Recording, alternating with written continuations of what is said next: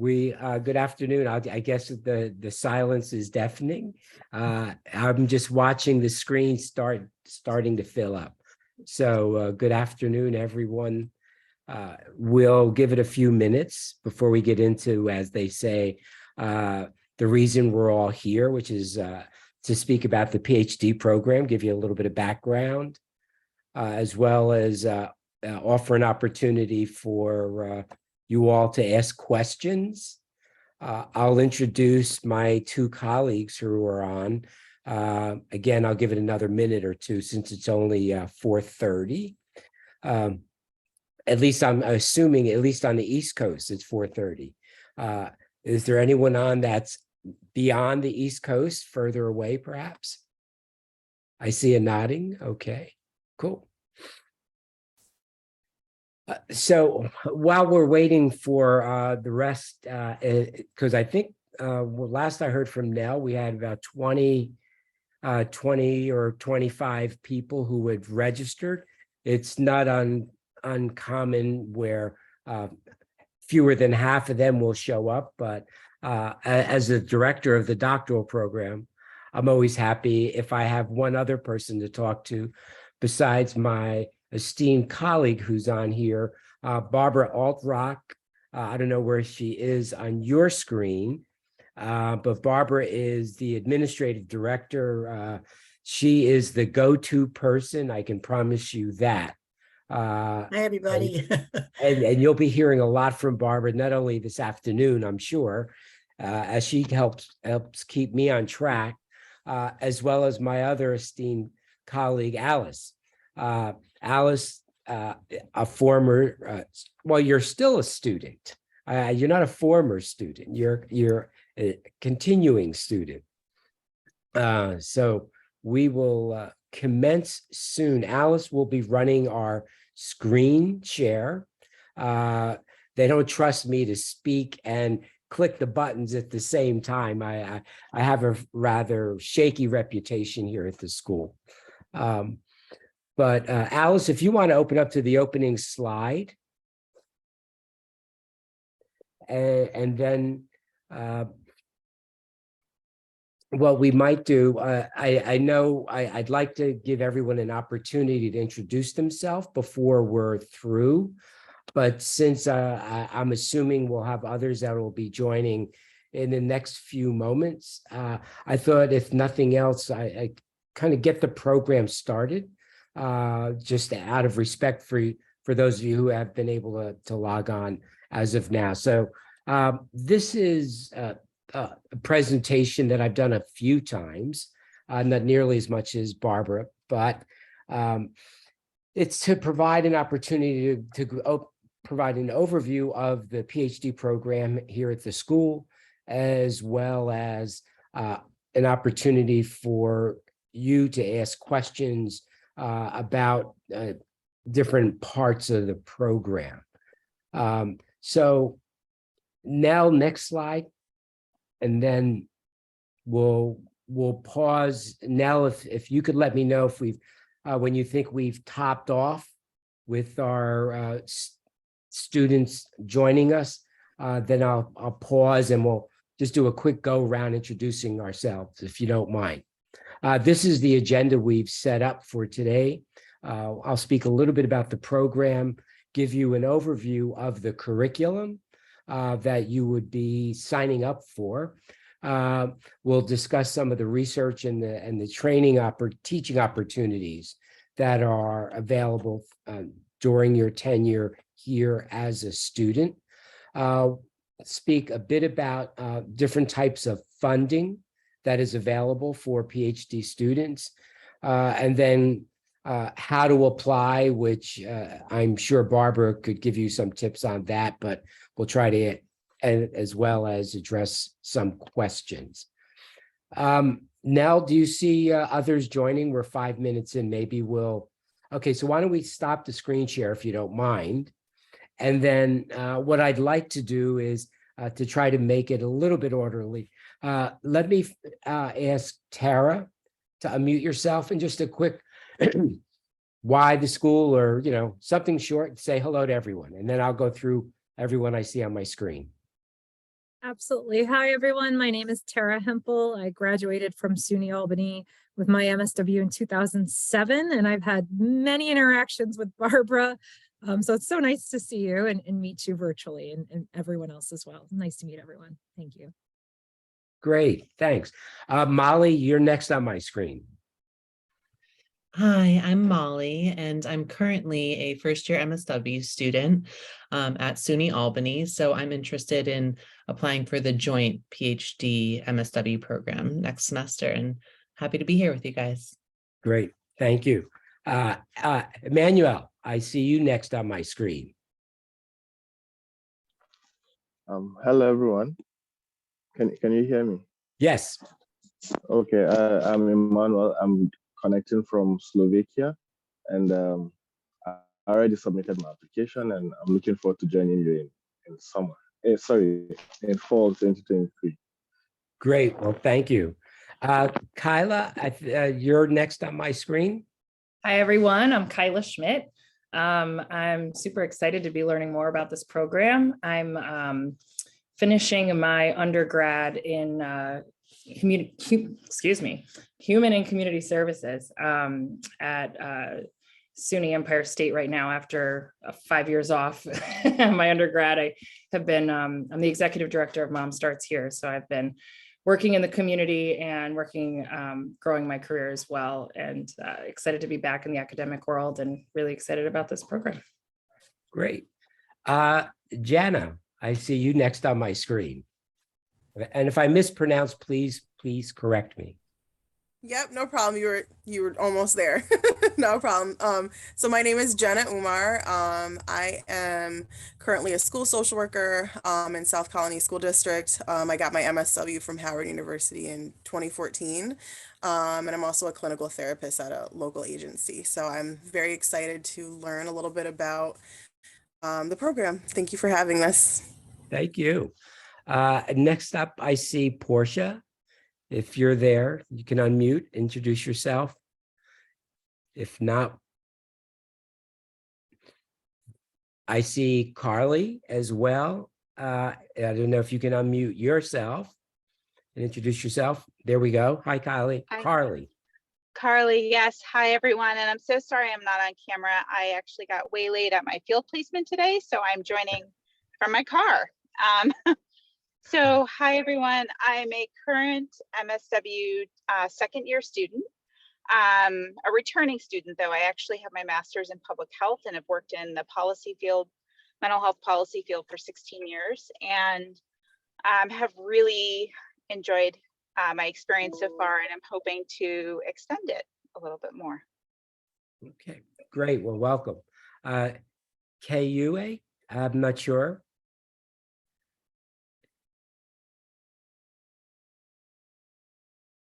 And I see we were also just joined by Alea.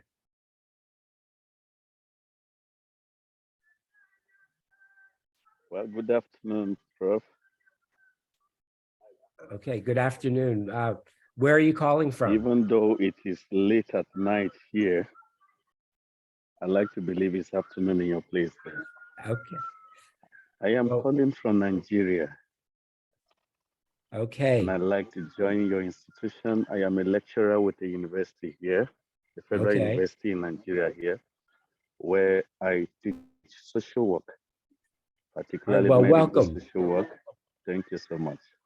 Welcome. I'm glad you could join us. If I might, so much. Alice, would you introduce yourself to the group? Okay. My name is Ali Alexander. No, LA, I'm sorry. Ali LA, Alexander.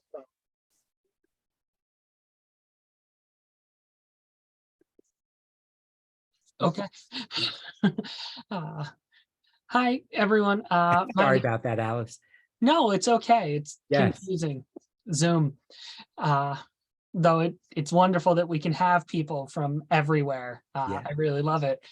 My name is Alice. I am a graduate of the MSW PhD combined program.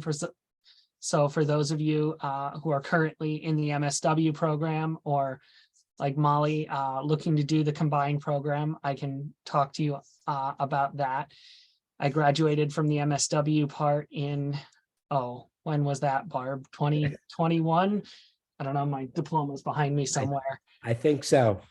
And now I'm on the PhD solo half. I do some teaching now. I'm working on my comprehensive essay this semester going into it, so I can talk about that process. Over here is my current reading list. It just keeps growing. So at the end, there'll be some time for questions. If you have questions for current students as opposed to admin, that's one reason why I'm here. And I'm just happy to be here. So great. Thanks. Barbara, you want to just introduce yourself? And then Sure. Alice, you can start the screen share. I'm Barb Altrock. I'm the Assistant Director of the doctoral program. I know I've talked to most of you. Any questions you ever have at any time or even today, make sure you ask the question because we're here for that reason. Great.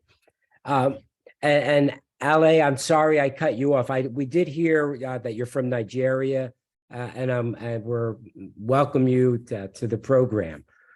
So this is the School of Social Welfare mission writ large. And when you think of the positionality of a PhD program that is part of an MSW program as well as a BSW program, there's that vertical integration for career pathways for students throughout our university system, and specifically here to social work. But when we think of the PhD program, the words that are in white font, leaders, we think of knowledge through the research that you're going to be doing. Everything we think about, we write about, we work on, we do it with a lens of social and economic justice, and we should add environmental justice, and I can go, expand that even greater. University at Albany is a public research university, and as a public university, we hold ourselves to a higher standard in making sure that the work we do is work that will benefit, whether it's individuals, families, groups, or the broader society. We pride ourselves in our diversity, both in the student body we have, as well as the faculty who are available both here at the School of Social Welfare, but even more broadly at the institution. For instance, our public health partners that we work with. We also have a number of faculty, myself included, who work with individuals. In fact, I'm bringing a colleague in this February from Italy that I've brought students to their programs. He's coming to lecture, do a continuing ed workshop. But we are global in our thinking. And as we could see just here in our students interested, we attract students from across the globe. And we do believe that's an important part of what makes UAlbany as strong as it is. And ultimately, we're working to enhance the well-being of all individuals and societies. Next slide, please. So if we really had time, and certainly as we move through the process, I'd be more interested in your answers to this question. When I get to read what your answers are in your personal statements, it really is, critical that you've given thought to why a PhD. There's lots of different degrees. And as much as I want all of you to want to get a PhD in social work, it's important that you recognize that a PhD degree in social welfare has unique responsibilities that go beyond just advancing a body of knowledge. But for sure, our students are here because they want to become researchers. They want to develop the skills to be able to understand the subtle nuances of what makes an organization work, what contributes to the well-being of the clients. So the theme of research will drive this as well as any PhD program, unlike, say, a DSW, which is geared more towards clinical work and just teaching, not as heavily focused on research. Many of our students, I believe, at least the ones that I've encountered, want a PhD in social work, and I think of it as social welfare, because they hope to graduate and seek employment as a tenure track professor. And so there's a cohort of students that are really, focused on that particular aspect. We also have a number of our alumni as well as students throughout the program who've come to get the PhD because they really are not looking for that doctorate to become a research scientist and seek an academic appointment, but instead they want to advance their careers in agency-based, it could be for-profit or not-for-profit organizations. And so many of our alum are executive directors in different societies. One of our students soon to graduate, I hope soon to graduate, is an executive director at I think it's the Guardian Society. So we have lots of people in different agencies, and we actually have alum who are commissioners from a variety of different state agencies. So those are some of the reasons that our current students hold. As you think through your personal statement, it's important to be able to articulate why a PhD for you and why a PhD from the School of UAlbany is for you. Next slide, Alice.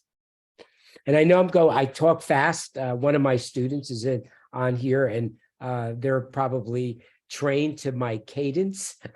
So I apologize if I've left any of you in my muddle of words. So please feel free to unmute and say, wait, stop the presses. But anyway, why UAlbany? Other reasons that people choose UAlbany, as I said, we are a public university. So our cost is actually very reasonable compared to a lot. I know what my colleagues and friends and family members whose children have gone to other programs. The cost of a PhD can be pretty expensive. So I think as a public university, our cost is reasonable.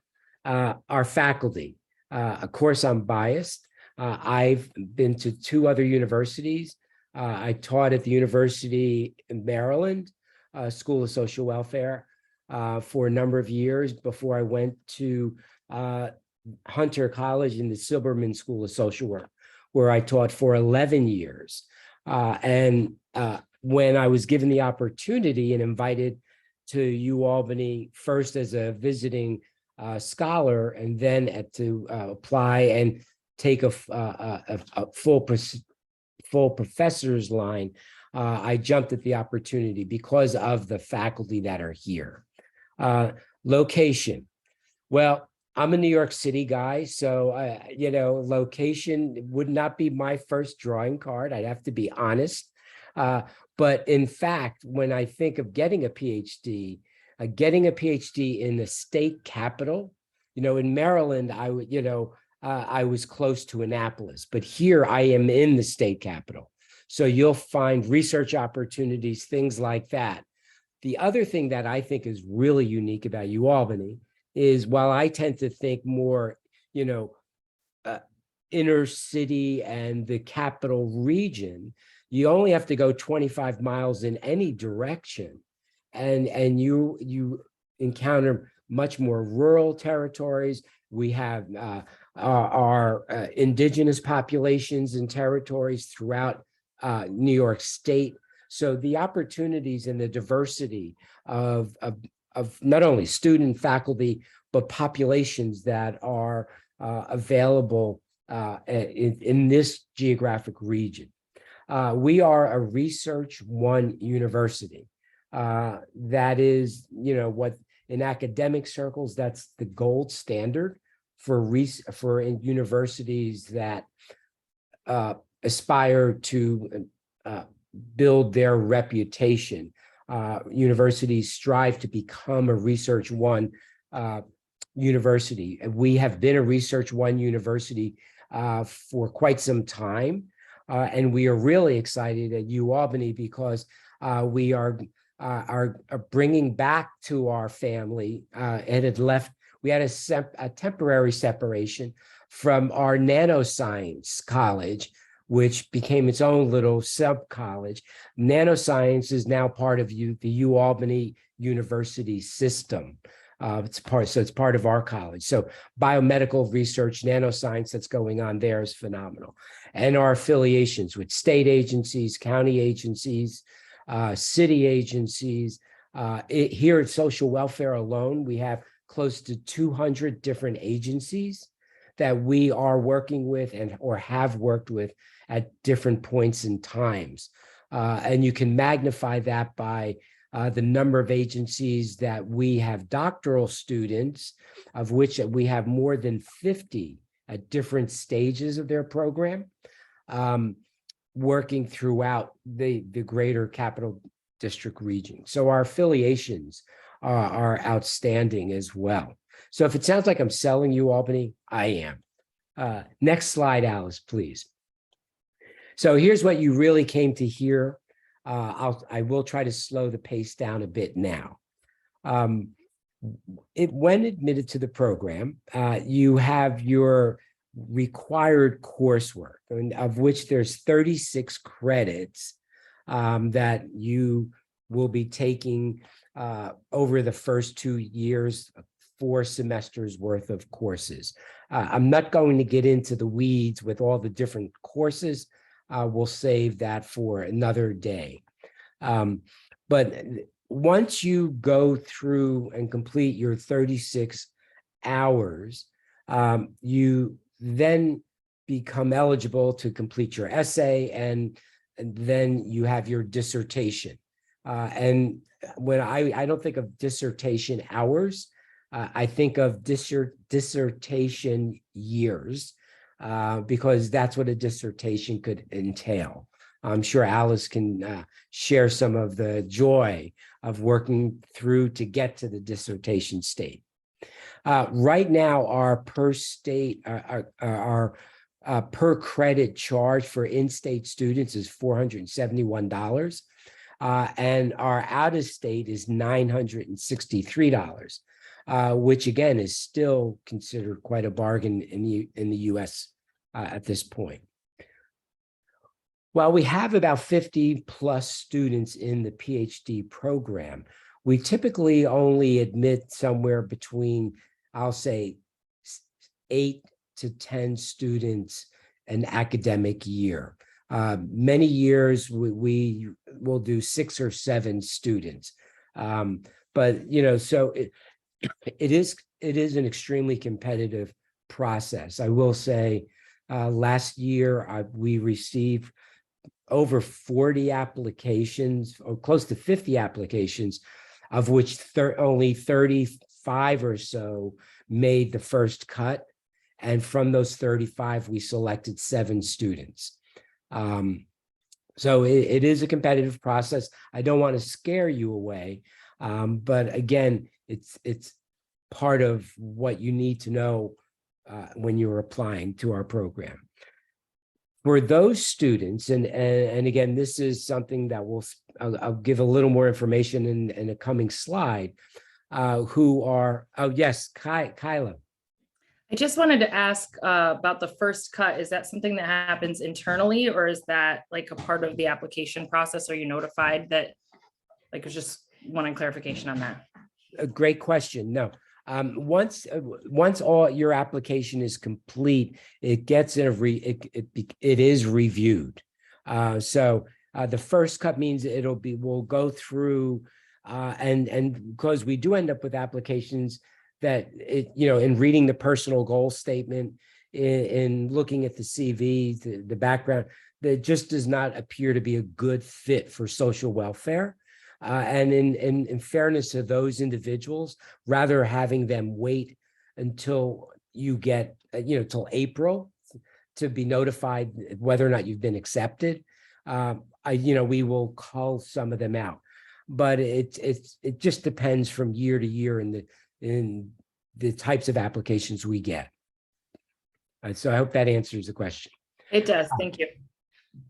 What does happen when we'll go back to screen share. What will happen is once those applications, those 30-something applications that we looked at, we moved on last year, they all then get reviewed by a minimum of 2 faculty members who individually rate them based on the criteria that are outlined in the process.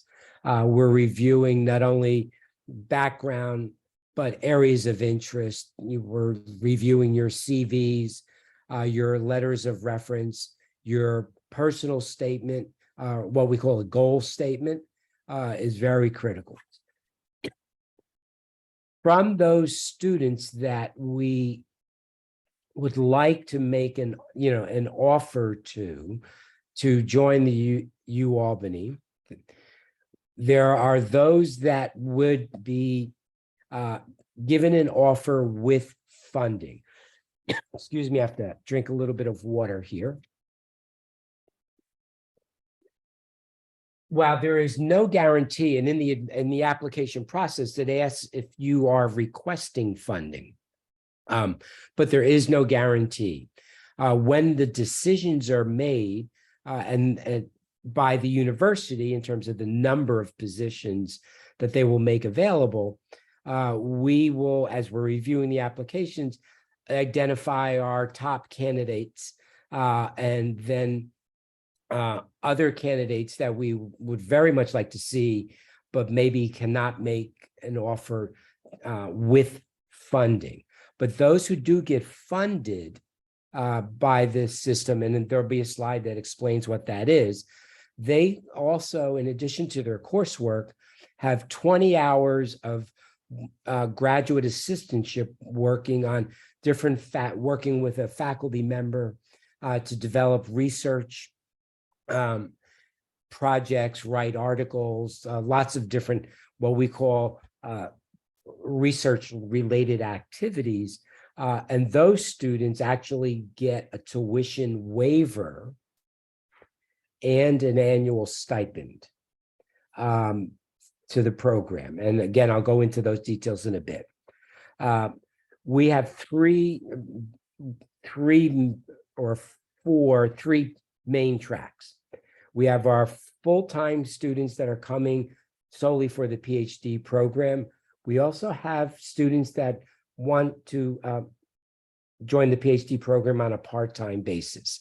We also have, as Alice introduced, our joint students that are coming in with the MSW program and continuing straight through for their PhD program.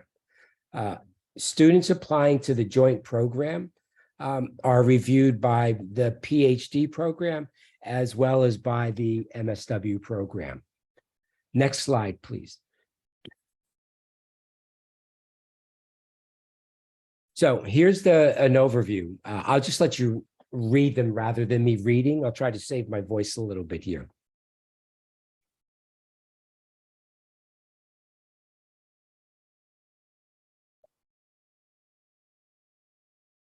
Typically, those courses are sequenced, 2 in the fall semester, 2 in the spring semester. Someone might take 3 in the fall, 3 in the spring.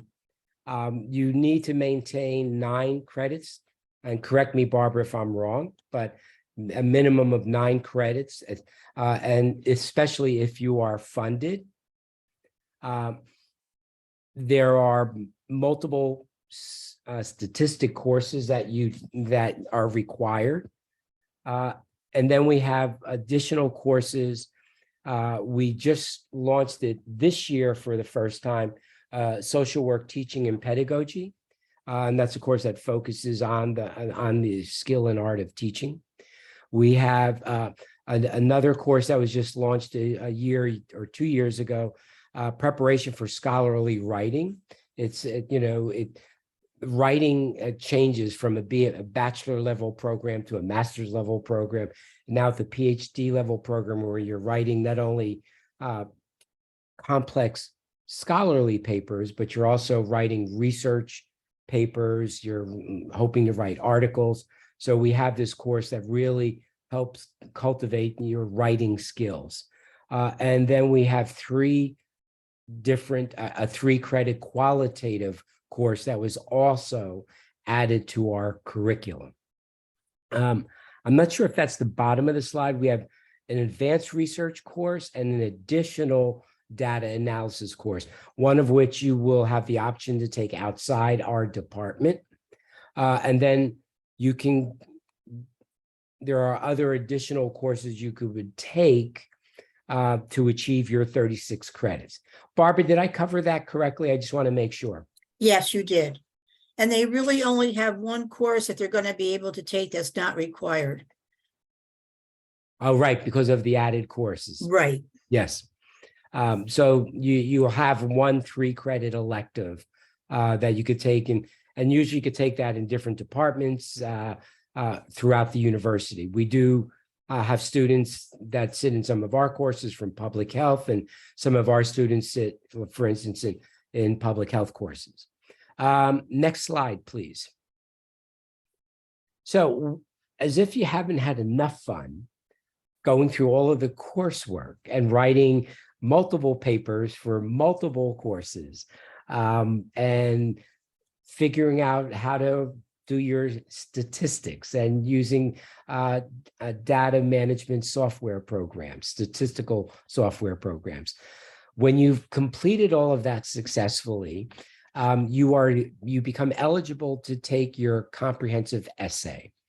The comprehensive essay is UAlbany's version of what other doctoral programs might refer to as a qualifying exam. Instead of an exam, we have asked students to complete a comprehensive essay that, again, without reading verbatim, it's where you begin to integrate from all your coursework with your area of interest. You approach the comprehensive essay with a mind's eye towards what are you thinking you would like to do when you get to write your dissertation. So the essay is kind of a practice run.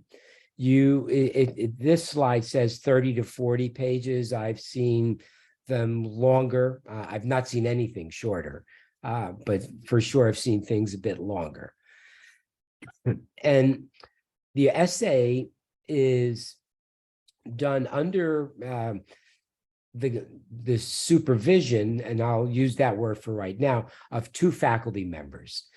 You will identify 2 members, one who would be what would be the chair of your essay committee, loose terminology here, and a second member.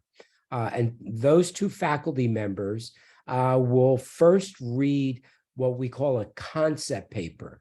You'll put together a short 4 or 5 pager. This is my area of interest. This is why I think it's an important subtopic. This is what I'd like to learn about that topic. This is what the literature says very briefly. And this is what I would like to do.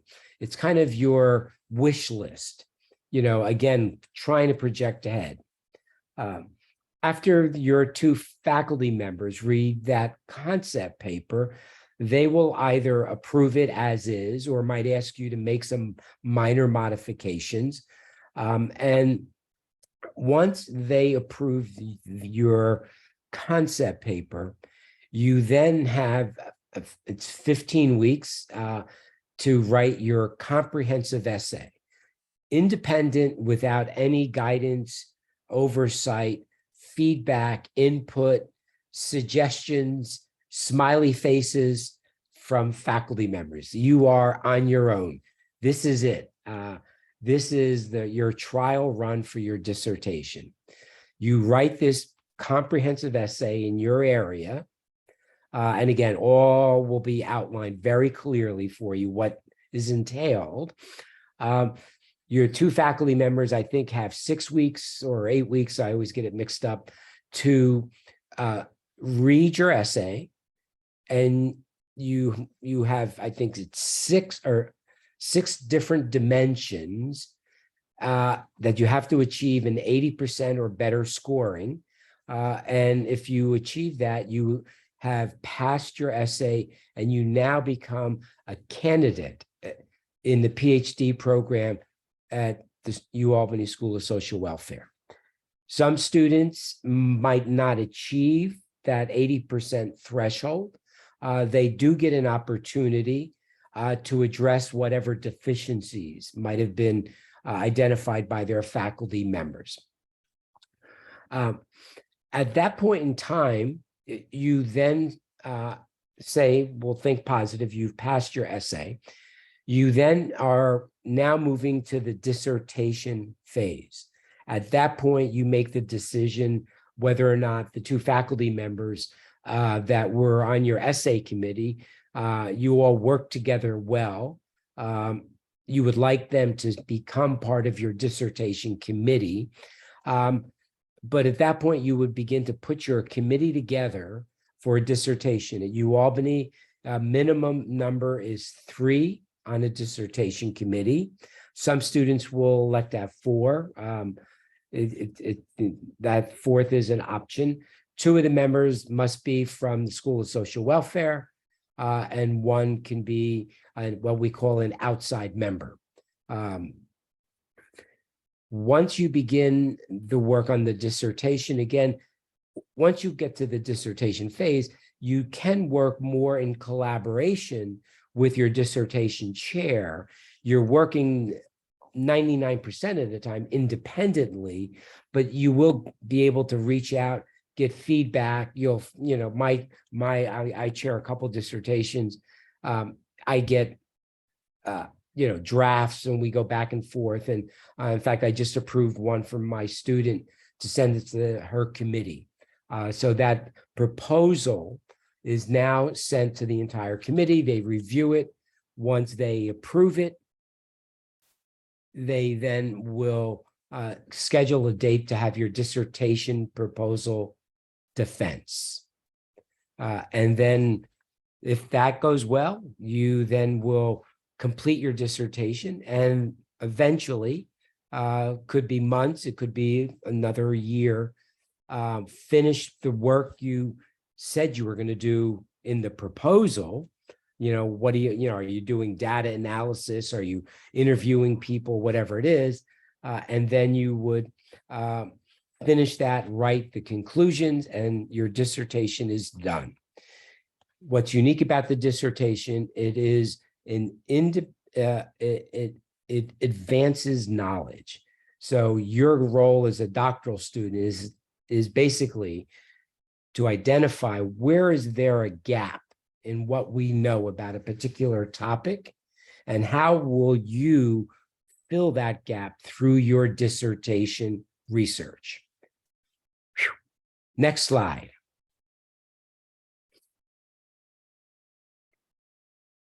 In addition to research, we offer teaching opportunities. My doctoral students are usually invited in to give lectures in my classes. We are also working more in concert with our academic dean in scheduling teaching opportunities.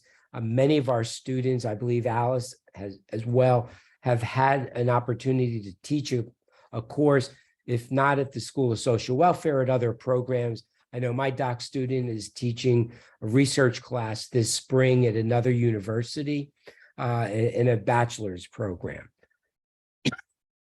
This just reiterates what I was saying previously.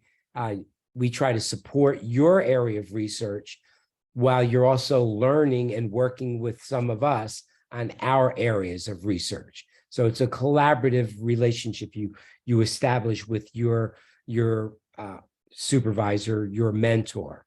And the 20-hour I've already mentioned. Next slide, Alice.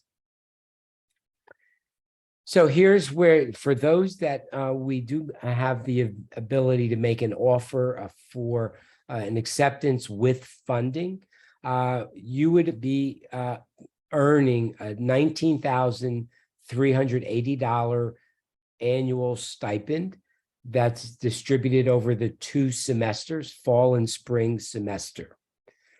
You also receive a waiver for your tuition up to 3 years.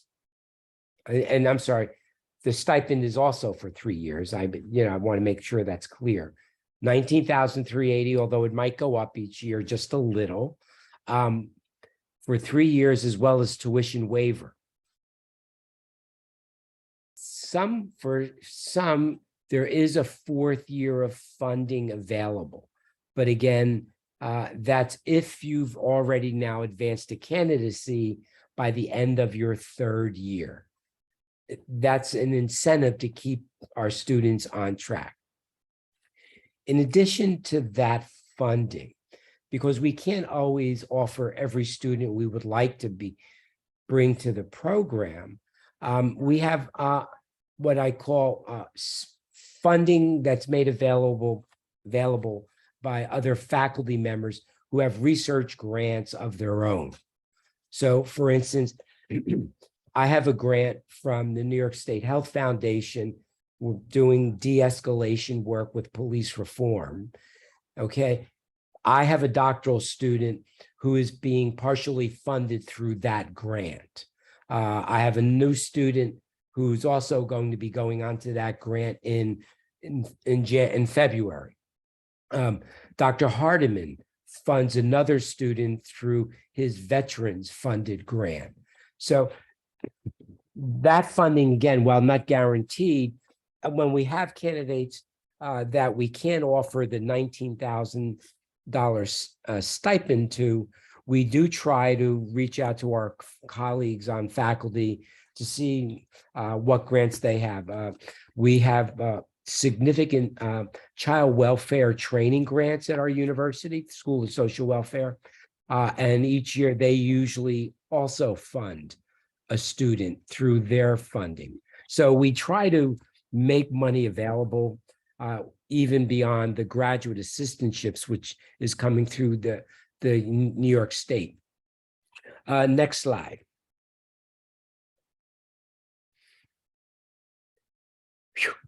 These are the types of funding. Barbara, I hope you're ready to talk because I'm about talked out. These are some of the different types of funding that we have available. Carson Carr, that's one of our diversity fellowships. We have one student, or more than one, maybe 2 students, but one student for sure, who was admitted to the program just last year. He's now moving into his 2nd year. We have Graduate Opportunity Program. I don't know a whole lot about that. And if Barbara or Alice does, they can tell you. School of Social Welfare offers scholarships after acceptance, after someone's accepted our offer. And then there's graduate assistantships, which I've been talking about. There's FAFSA funding. So there's lots of different funding available. We compile a list of funding that's specific to PhD doctoral programs throughout the United States. And we actively try to help students find what we think of as external funding beyond what UAlbany has available. Students, let's see, raw tuition and fees, that's what we're looking at roughly here in state, $6,700, part-time in-state around $4,000. And through these links, you can get different instructions. I guess we make these slides available. Nell didn't make that clear. I guess Barbara will clarify that. And I can certainly forward that to anyone. Next slide. I don't know how many slides we have. the slides are not made available. I can make the links available. I don't Okay. know why we have this link line. It's Yeah, I don't know. If you haven't gathered yet, I'm talking from slides that I'm looking at for maybe the second time in my life. And I think the first time was last year doing this thing. So housing, we do not offer housing to graduate students, but this is again a slide. Many of our doc students are in student housing that they found on their own. It's a great cohort. Different students have partnered with other students. There is a Facebook, I just see a Facebook site, UAlbany, as well as graduate student. So again, those are links that Alice and Barbara can make available as needed.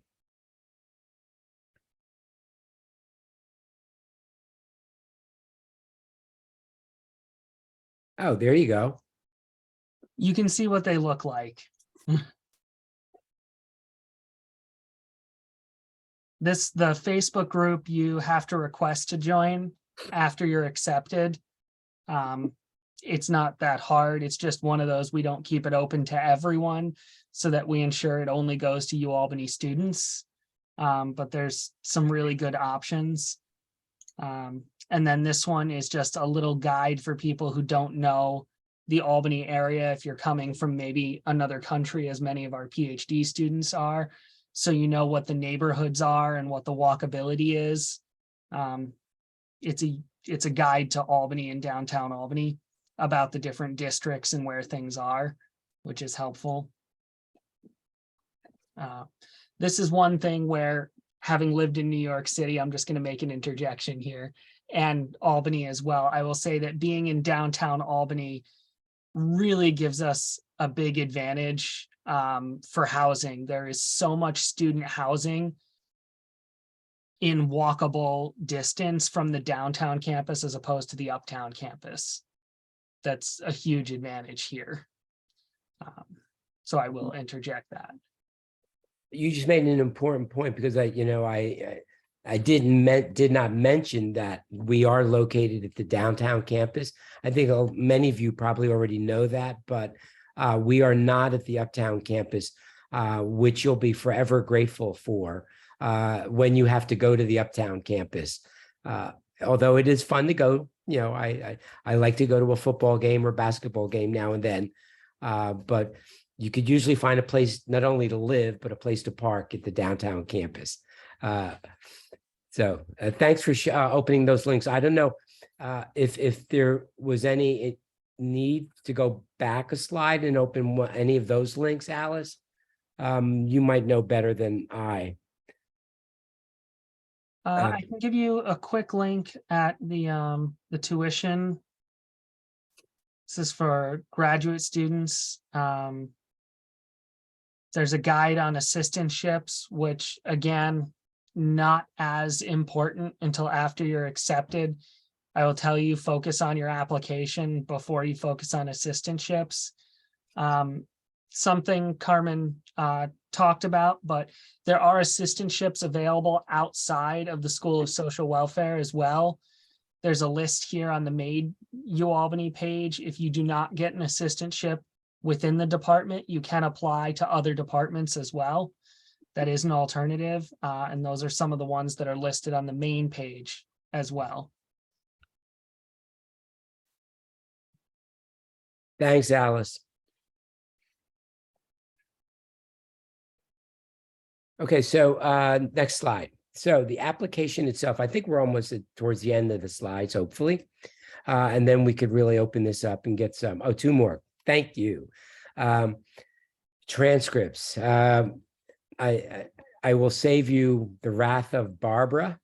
There's nothing more frustrating than having a great looking goal statement without transcripts, because we cannot process your applications if they're not complete.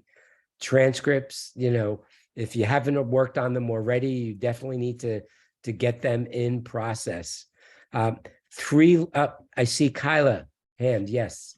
Sorry. For the transcripts, I believe that it said they don't have to be official transcripts. Is that correct? Or are you looking for official transcripts? Right, when you first submit your application, if you have copies, the graduate office will accept those. But then if you're accepted, I think you only have a short period of time to submit them, Okay. the original. One of them, I mean, I have two unofficial transcripts that look like normal unofficial transcripts. The one for SUNY Empire State, where I am currently, is literally like a printout from what I can find online, because they don't offer like a file to download. Is that acceptable for the initial application? It shows everything. It's just. We're gonna have to check with the graduate office on that, because I know it's supposed to be originals. I will check for you. And let you know. Thank you. I can put in from my experience, if it's the same as it is for processing MSW applications, that will work for the initial, but they will need the official ones for going forward, as long as it shows everything that we need.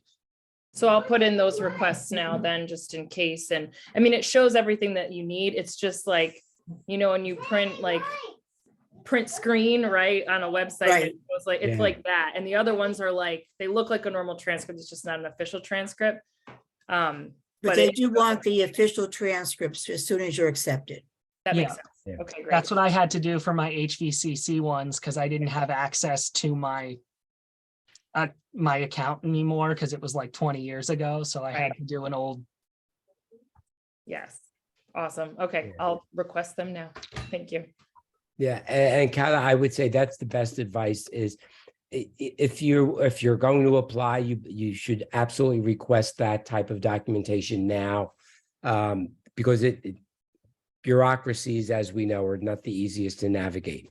And another area which can be problematic. I know when I'm asked to do a letter of recommendation, we always have the best of intention. But sometimes, you know, life gets ahead of us. But we do ask for 3 letters of recommendation. Again, professional recommendations, academic recommendations, and I will say recommendations that are coming on official stationery, sometimes it's all in the branding. But, versus just getting a letter typed on a blank sheet of paper signed by, could be a really qualified individual, but it doesn't carry the same wow factor when you're reading all these platitudes as it does when it's coming from a professional colleague, someone who you've worked with or someone who you studied with. So it does. But those letters of recommendation, again, are part of what we rank when we, as a committee, are reviewing applications. How strong is that letter of recommendation? Tara, I see your hand up. Yes, I just had another quick question about transcripts. Do we have to submit official undergraduate transcripts if we did graduate from UAlbany's MSW program? Barbara, I don't know the answer. I don't think, no, you don't. Okay. If you graduate from the SUNY Albany, they will have your transcript. Perfect. Thank you. Excuse me.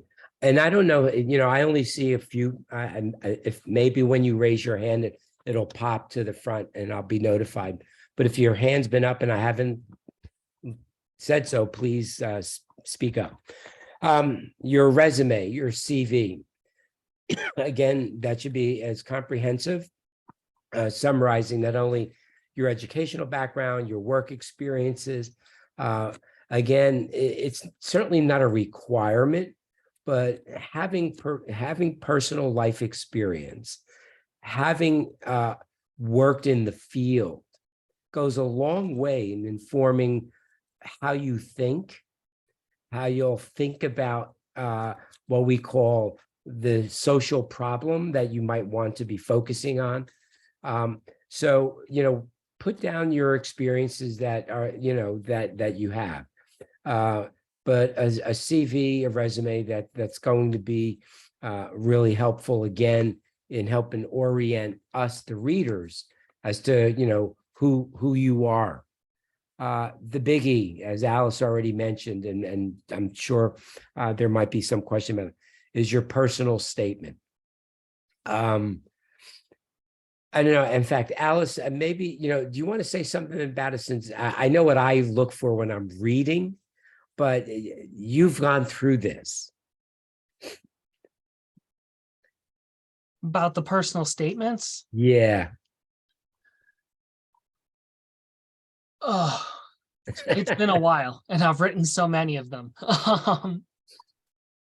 Just because we have to do them for our internships, and then I've done special projects and things since then. But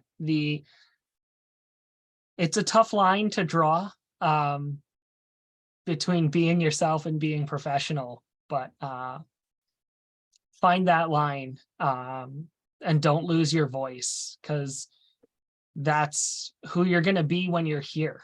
And that's who we're expecting to see when you come here. Find your passion and write about that. That's what got me here. When I was surprised, but when I first showed up and started taking classes, there were professors who already knew me by what I had written in my personal statement. And they knew what I was going to write about in my classes based on that personal statement. So that personal statement not only sets you up on getting into the program, but professors are putting an eye on you from there. Faculty know where you're going, and that's what they're really looking for, especially at the PhD level. Thank you.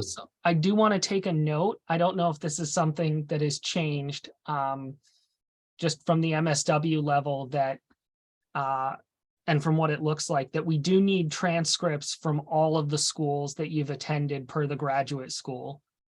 So just so nothing gets hinky, I want to make sure that people have to clarify that you do send all your transcripts, because it's better to have too many materials than not enough.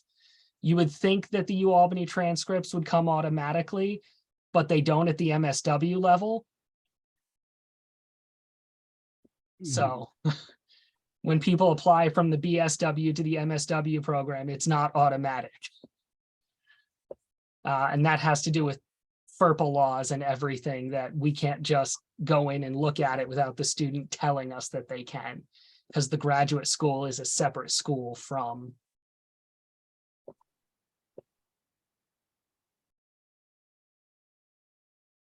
Okay, well, thanks for that tip, Alice.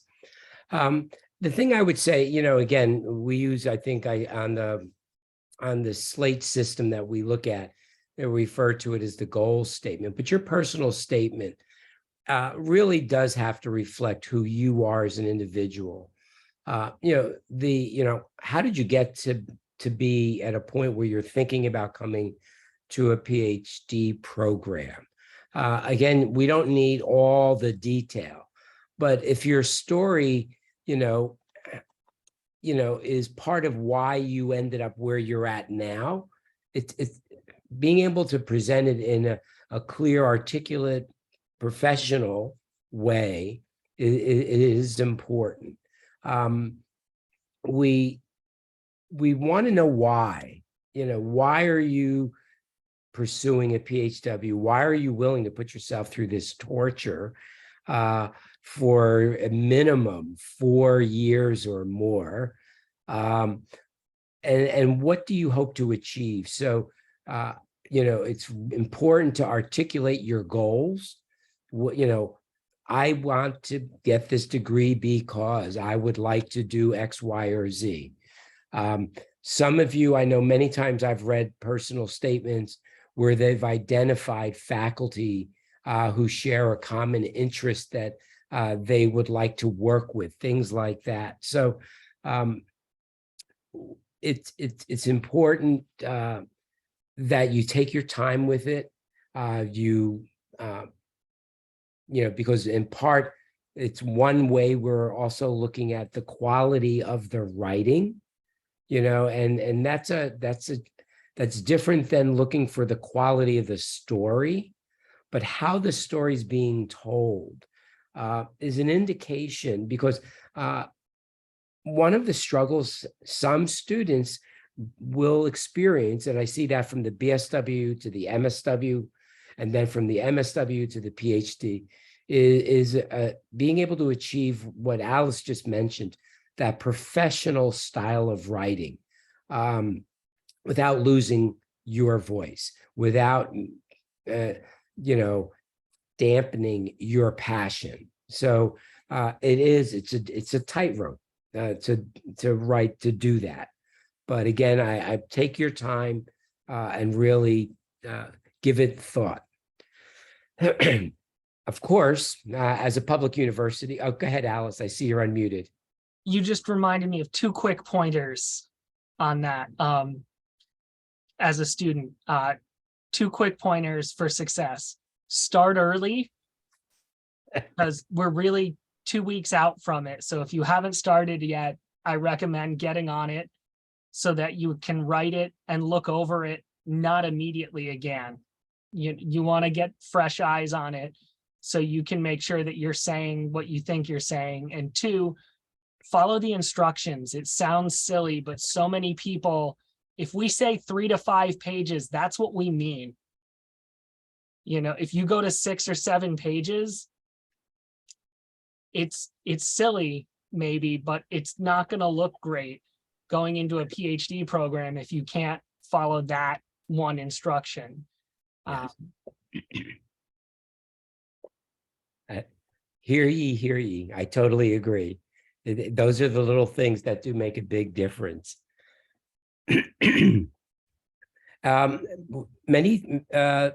Tyler. I'm sorry. I just Tyler, you don't have to apologize. Sort of ask, speaking of kind of walking that tightrope, I found in writing mine that I definitely told my story and spoke more about my professional experience, because that's been my experience for the past decade, with sort of academia sprinkled throughout it. Is that like frowned upon to speak more on the professional experience side, if that's pertinent in why I'm pursuing the degree, and not speak so much about the academic experiences? No, I don't think it would be frowned upon. So it's just a general background or whatever sort of is motivating you to pursue the degree, and not so much your academic background, I guess, is the clarification that I'm. Yes, I think what you're suggesting, that is what we want to hear. I would add to that again that in research my phrase is so what. So what about this is going to make a difference? So your path to getting here is very important. We do want to hear that story, but so what do you want to do about it? What's the PhD going to add to this? How's it going to take your story to that next level? Does that make some sense? Yeah, absolutely. And that was how I approached it. I just wanted to make sure that I wasn't leaving something important, under expressed. Thank you. No problem. Of course, there is the $75 application fee. It's something we have no control over, but it has total control over whether or not we even get to read your application, because without the fee, we don't. Emmanuel, I see you raised your hand. Right. Can you hear me? Yes. Okay, thank you. I have a few questions. One, first is, what's the timeline between when an offer is made and when the official transcripts need to be submitted? How much time is given to students to submit their official transcript?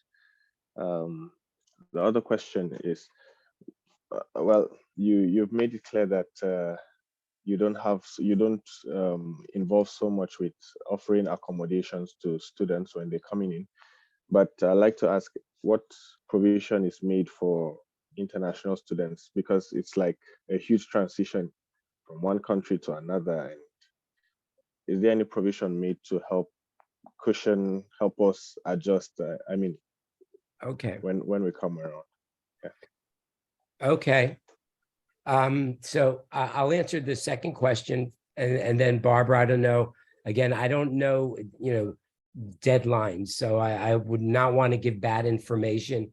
And if we can't answer the question with an exact time frame on this meeting, we'll certainly follow it up with an email.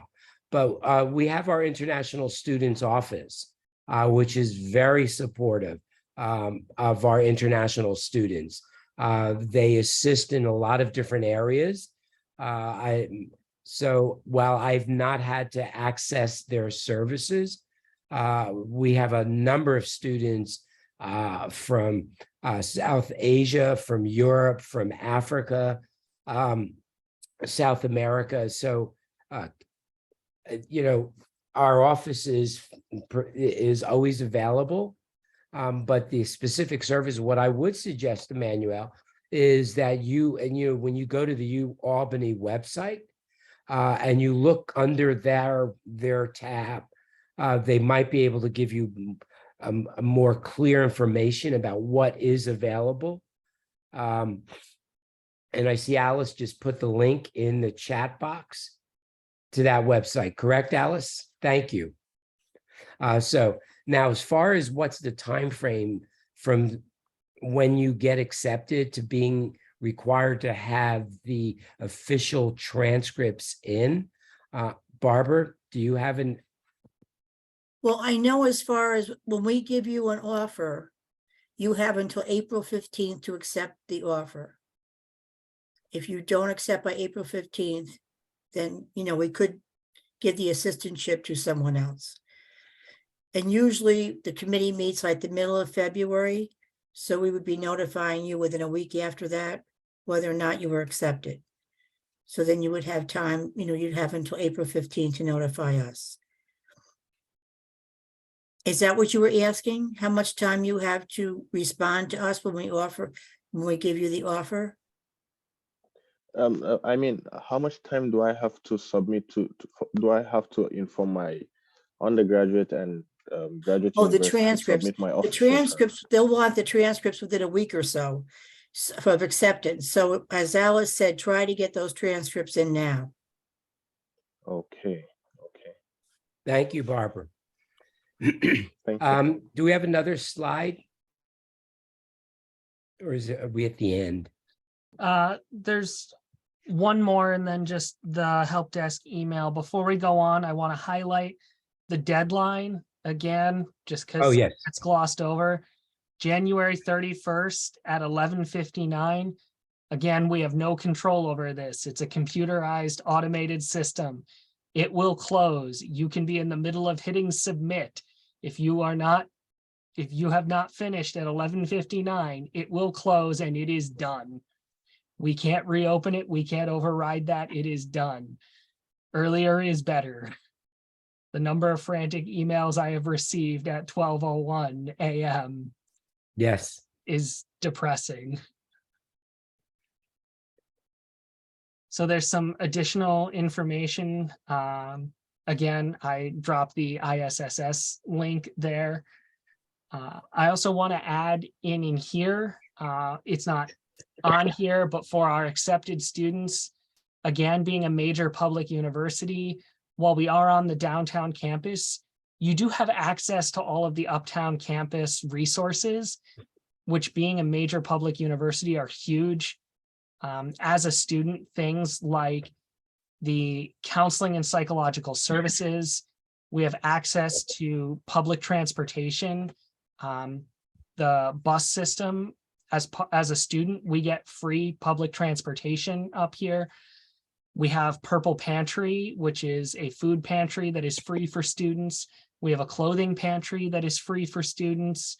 These are all services that are really designed to support our students and were developed by students out of student needs, and they keep growing every year.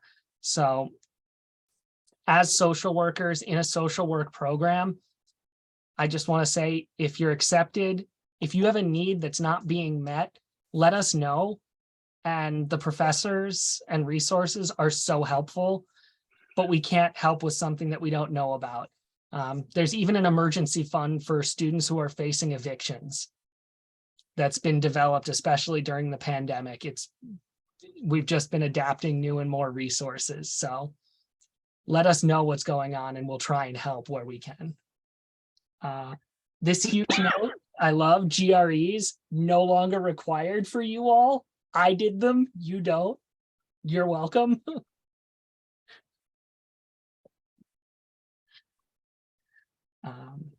And if I'm not mistaken, that might be our last slide.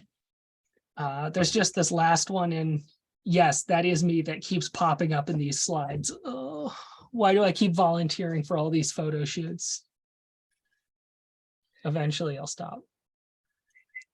Yes, Emmanuel, I see your hand. Hi, thank you. I'd like to ask, okay, sorry, I got carried away with the pictures. When exactly do applicants get an admission decision again? Secondly, for some of us who have submitted our applications already, do we have the chances to update the application? I mean, before the 31st of January? Can you, I'm not sure I understand. Can you change your application if you've already submitted it? No. I mean, between when I submitted my application and now, a few things have happened already, and I'd like to submit some additional supporting documents. I believe you should be able to go into your application and submit more material. If not, send me an email to phd.ssw@albany.edu, and I will check with the graduate office to see if they can help you with that. Okay. So it's phd.ssw@albany.edu. Thank you, Alice. And I can check into that for you. Okay. But you should be able to get back into the application now because we haven't hit the deadline. Right, I got the emails. Thank you. Thank you so much. Okay. Sometimes it depends on whether they've hit the submit button or not. Sometimes submit locks it and the graduate does? office may have to unlock it. Okay. It's weird. Yeah, that's what I thought. Are there other questions?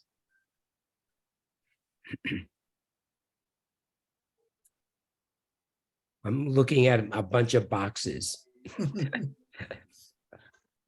Questions for Carmen, questions for Barb, questions for me as a student. You know, what's it like? I'm here for that too. You still have your hand up, Emmanuel, please. Okay. Yes, may I ask one more? To you, Alice, actually. How do you describe the cost of living at Albany in relation to the stipends you receive? That's a really interesting question. And it's tricky because I actually live in Schenectady, which for those of you not from the area, Schenectady's about half an hour away from Albany. It's a suburb, I guess you'd call it. But I was born and raised in Albany, and for a long time, I made less than what I was making now. So I am one of the few on an assistantship. So those numbers you saw in there are what I make in a year on my tax records. And it's tough.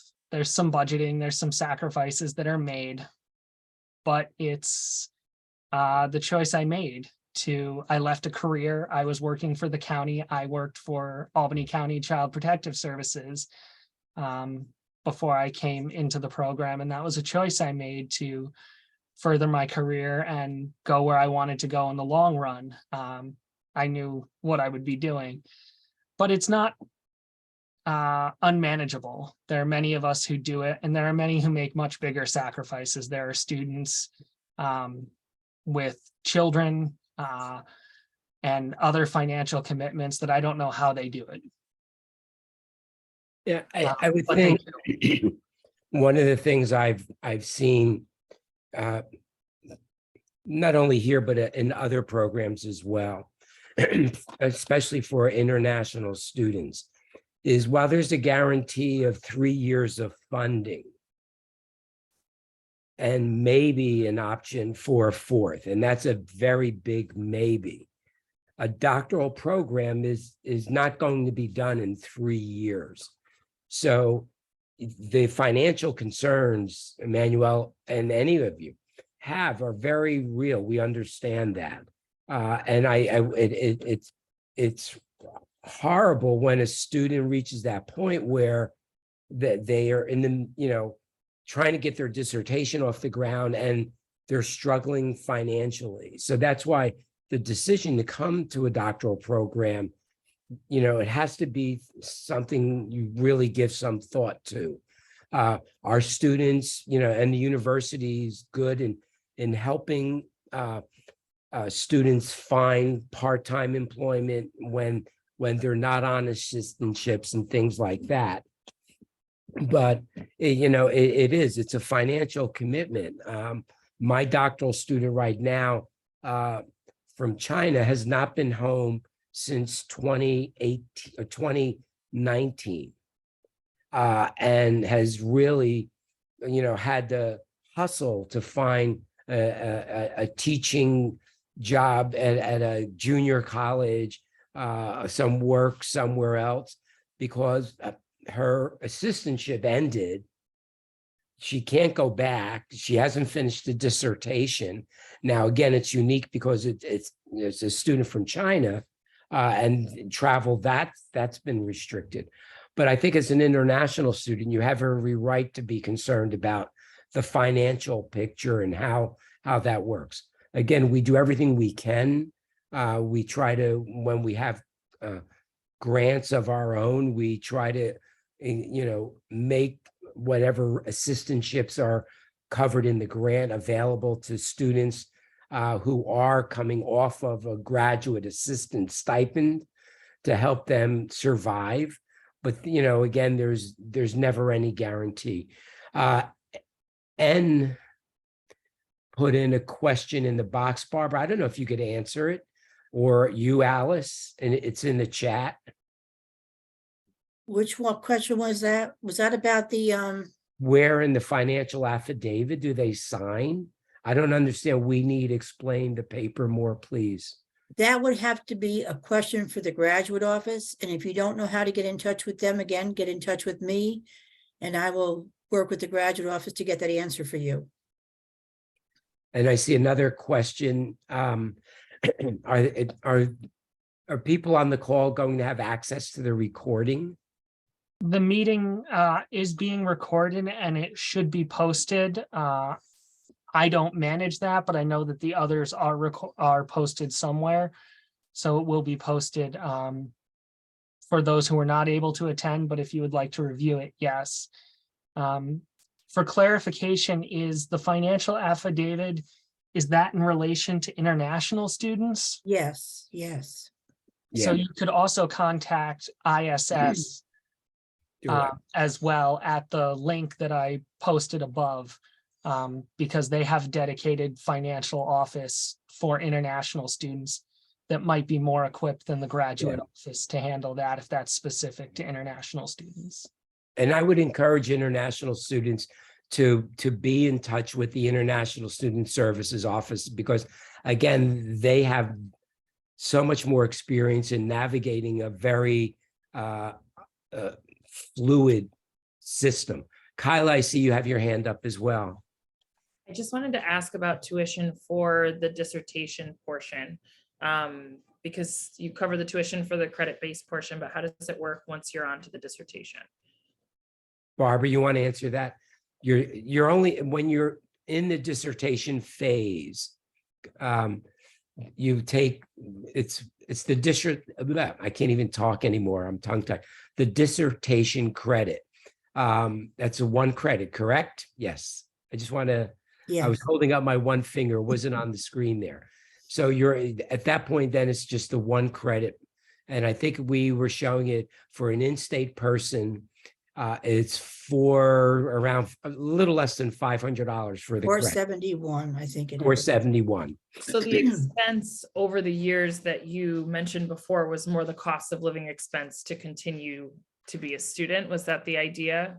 That like the tuition for the years would be the credit hours during those first 2 years, and then beyond that, it's the cost of living is what you were referring to then, right?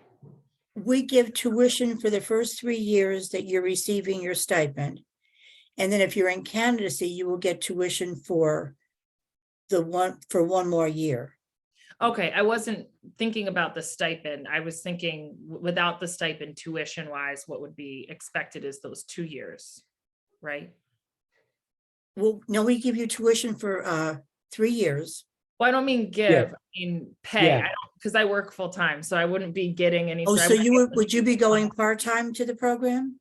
I want to do the MSW PhD joint program, which I believe is only full time. It's only full-time. Right, right. Yeah. So yes, I'm in a position where I can do the internship, the 2 days a week and all of those pieces. So I'm going to finagle it, but I would be going full time.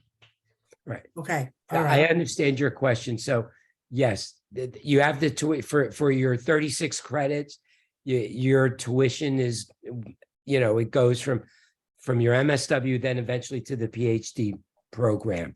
So it's, I don't think I think what Alice was referring to, and Emmanuel's question was about the cost of living in the UAlbany Capital District, what that's like. I think that's what they were speaking of. Okay. Does I think I that help? misinterpreted it and was like, Oh, you're right. paying continually while you're doing your dissertation because there's not Yeah, credit hours associated with no, that no, time no. frame. You're- Okay, that makes You're sense. okay. All right. thank I you. see Alea, and then Alea Alexander. Thank you. Yes, thank you so much, Prof. I'd Okay. like to ask, is there an opportunity for transfer for people that are already on a program, already doing a PhD somewhere, and haven't listened to your presentation, will want to transfer to UAlbany? Is it possible? It's always possible to transfer, but you're going to lose credits. So we only accept, what is it, 3 credits? 6. 6 Oh, credits. no, now it might be 3 because of the fact that we only have, Yeah, I think it's only 3 credits that we would accept. So you would have wasted that money that you've spent on a PhD program. So, but yes, the short answer is yes, you can apply, Okay. but you would be treated like anyone else applying to our school. You'd have to make clear why you would want to leave one PhD program to join another. Okay. Thank you so much. Oh, no, you're welcome. And who else had a hand up? Emmanuel, is your hand up for a new question or is the same question? It's a new question. Okay. Yeah. When does the fall semester typically start?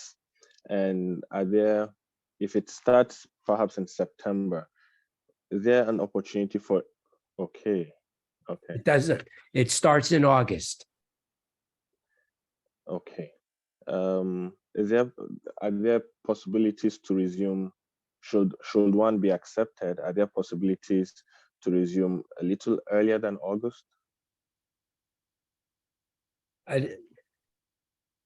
I don't understand. Resume. You can come to Albany whenever you want, but you have to be ready to. The program begins usually like the last week of August. Okay.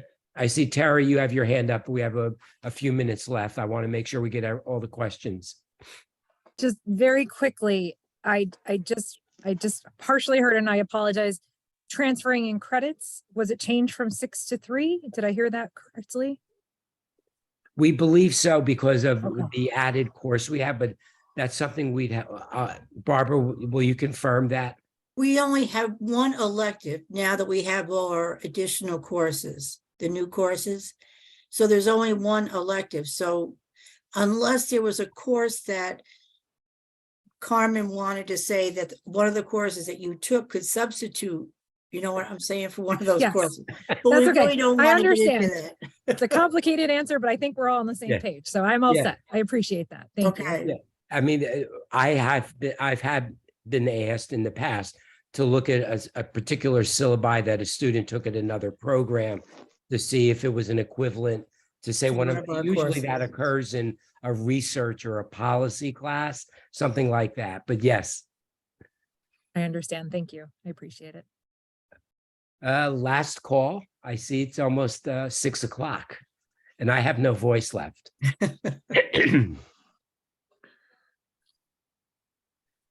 Thank you. It's been helpful. Well, I want to thank all of you for joining us. I apologize for the scratchy voice. I'm recovering not only from a brief vacation, but a cold that does not seem to want to leave me. But questions, please write to Barbara, PhD, SSW. At albany.edu, yes. You know, and the link is there on the chat, in the chat box. I'm sure you'll have lots of questions going in. As Barbara mentioned, I know we're already starting to review some applications that have been submitted, completed. We typically, we wait until we get them all in before any decisions get made. It's not a, rolling admission process or anything like that. But, come February 1st, we will have been distributing all of our applications to our faculty to be reviewed. We will be meeting probably in the middle of February to bring all of our scores together. And over the period of that week or so, we'll make our decisions. I would say realistically, because things never go the way we plan, I would say typically by March 1st, you would get an indication from us if you are going, if you've been accepted to the program. In that we would notify, at that point, we'd notify those who would be accepted with the possibility of receiving funding. And then we would also notify those, and many times we have students that might not initially be eligible for funding, but say one of those who might have been offered funding had to change a life course or decided to go to a different university. That funding then goes to the next highly rated individual who didn't receive the funding. So everything is rank ordered and it's all committee decision. So while I might be the director, I don't get to make decisions unilaterally. So please, I get your materials in. The end of January is coming really quickly. I can't believe I have to start teaching next week. So I need to stop talking now. But thank you on behalf of the school. Alice, thank you so much for volunteering your time to be here. And Barbara, thank you for helping me get through this afternoon. Thank you all so much. I look forward to reading all your applications. And I wish you all the best of luck. If all of you make it, I know we'd have a great class coming in. So have a good evening, everyone. Bye. Thank you so much. Thank you. Bye. Bye, Barbara. Bye, everyone. Bye.